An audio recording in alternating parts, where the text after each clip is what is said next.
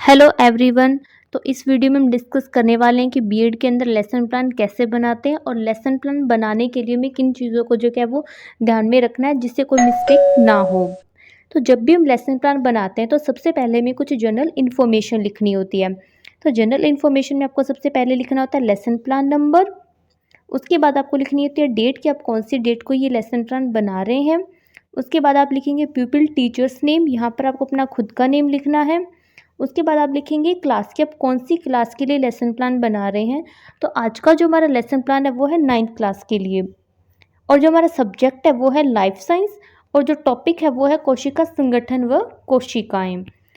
तो सब्जेक्ट लिख देंगे आप, उसके बाद फिर लिखेंगे आप ड्यूरेशन। तो यहाँ पर जो कि आपको 35 मिनट लिखना है, क्योंकि जो एक लेक्चर होता है वो 35 मिनट का होता है। कुछ स्टूडेंट जो कि इसको 40 मिनट लिखते हैं, कुछ 30 मिनट लिखते हैं, तो आप वो भी लिख सकते हैं, वो भी गलत नहीं होगा। उसके बाद आपको लिखना है प्यूपिल टीचर्स रोल नंबर। यहाँ पर आपको अपना कॉलेज का या फिर यूनिवर्सिटी का रोल नंबर लिखना है।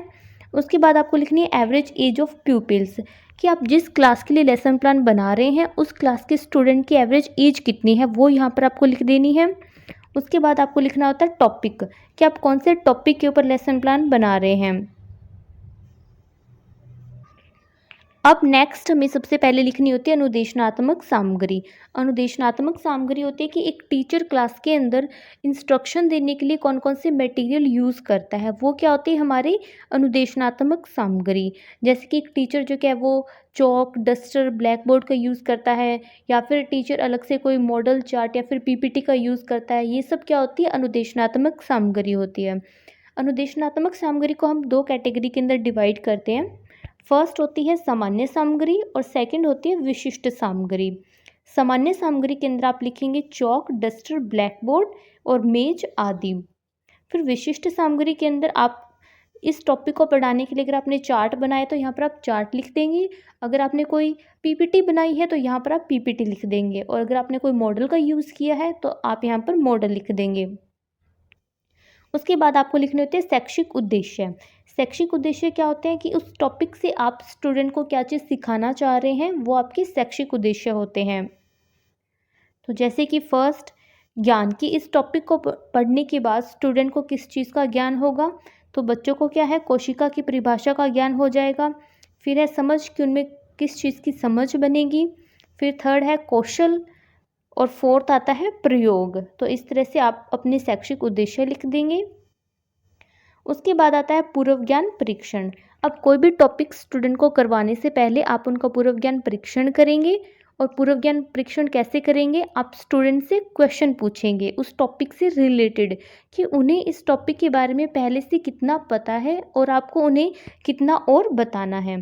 तो कोई भी टॉपिक पढ़ाने से पहले एक टीचर के लिए ज़रूरी होता है कि उसको पता हो कि स्टूडेंट को पहले से कितनी पता है उस टॉपिक के बारे में।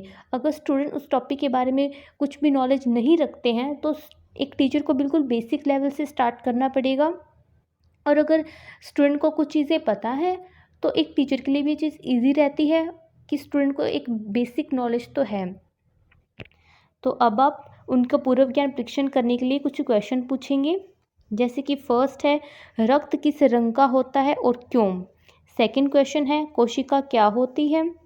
थर्ड क्वेश्चन है कोशिका के कितने भाग हैं। और फोर्थ क्वेश्चन है कोशिकांग क्या होते हैं। उसके बाद आपको करनी होती है उपविषय की घोषणा। अब आप स्टूडेंट को बताएंगे कि हम आज कौन सा टॉपिक पढ़ने वाले हैं। तो टीचर कहता है कि आज हम कोशिका संगठन व कोशिकाओं के बारे में अध्ययन करेंगे। उसके बाद आता है प्रस्तुतिकरण। अब जो क्या है आप जो अपना टॉपिक है उसको विस्तार से एक्सप्लेन करेंगे। तो टॉपिक को एक्सप्लेन करने से पहले यहाँ पर जो कि आपको 4 कॉलम्स बनाने हैं। फर्स्ट कॉलम में आपको लिखना है शिक्षण बिंदु। सेकंड कॉलम में आप लिखेंगे छात्र अध्यापक क्रियाएं। थर्ड में छात्र क्रियाएं और फोर्थ में शामपट कार्य। शिक्षण बिंदु में हम अपने टॉपिक से रिलेटेड जो भी मेन पॉइंट्स होंगे वो लिख देंगे। और छात्र अध्यापक क्रियाएं के अंदर आपकी जो एक टीचर की क्लास में जो भी एक्टिविटी होगी वो आप यहाँ पर लिख देंगे। आप स्टूडेंट को कोई टॉपिक एक्सप्लेन कर रहे हैं या फिर आप स्टूडेंट से कोई क्वेश्चन पूछ रहे हैं, आप उन्हें कोई चार्ट दिखा रहे हैं, पीपीटी दिखा रहे हैं, तो वो सब क्या है छात्र अध्यापक क्रियाएं होगी। छात्र क्रियाएं के अंदर स्टूडेंट क्या रिस्पॉन्स दे रहे हैं वो छात्र क्रियाएं होंगी। और शामपट कार्य होता है ब्लैक बोर्ड वर्क। यहाँ पर आप ब्लैक बोर्ड के ऊपर जो भी स्टूडेंट को करवा रहे हैं वो सब यहाँ पर लिख देंगे। अब वीडियो में आगे बढ़ने से पहले अगर आपको वीडियो इन्फॉर्मेटिव लगती है तो वीडियो को लाइक और चैनल को सब्सक्राइब कर दें और साथ में इसे आप बीएड के स्टूडेंट के साथ शेयर भी कर दें। आई होप आपने इतना कर दिया होगा। तो अब स्टार्ट करते हैं आगे हमारा लेसन प्लान। तो अब आपको सबसे पहले शिक्षण बिंदु के अंदर हेडिंग डाल देनी है भूमिका। अब आप उन्हें कोशिका के बारे में एक्सप्लेन करेंगे कि कोशिका द्रव्य में बहुत से पदार्थ पाए जाते हैं जो सेल के विभिन्न कार्य में सहायक होते हैं, उन्हें कोशिका कहते हैं। ठीक है, जैसे कि RER प्रोटीन को आवश्यकता अनुसार सेल के अन्य भागों में भेजती है। उसके बाद आप उन्हें बताएंगे गोल्गी कात्र के बारे में कि गोल्गी कात्र क्या होता है। गोल्गी उपकरण झिल्ली युक्त पट्टिका है जो एक दूसरे के ऊपर समानांतर रूप से रहती है, इन्हें कुंडलका कहते हैं। और स्टूडेंट की क्या एक्टिविटी होगी, स्टूडेंट इसको ध्यान से सुन रहे हैं और ब्लैक बोर्ड के ऊपर हेडिंग डाल देंगे गोल्गी कात्र। फिर हम इसके कार्य बताएंगे किसका क्या कार्य होता है, तो यहाँ पर आप एक्सप्लेन कर देंगे।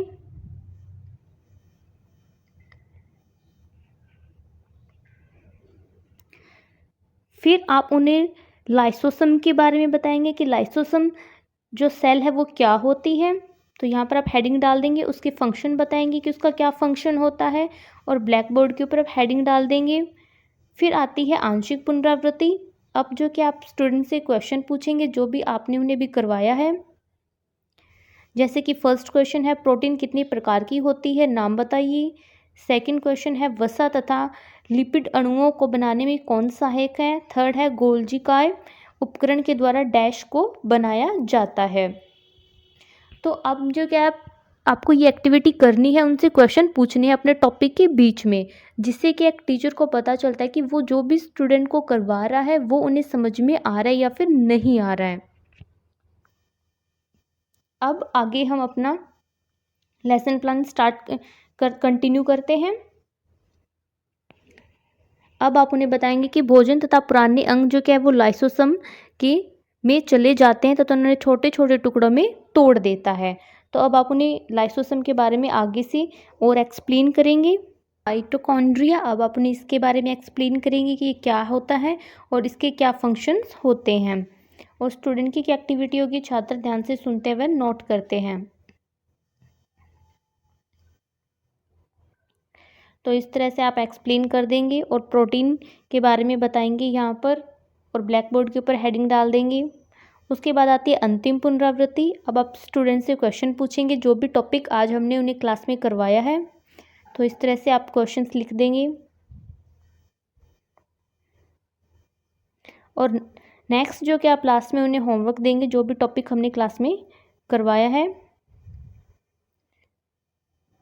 आपको उन्हें होमवर्क देना है। ठीक है, यहाँ पर आप उनको लेसन को जो क्या वो पढ़कर आने के लिए बोल सकते हैं कि वो इस लेसन को रीड करके आएँ। तो इस तरह से आप अपना लेसन प्लान बना सकते हैं।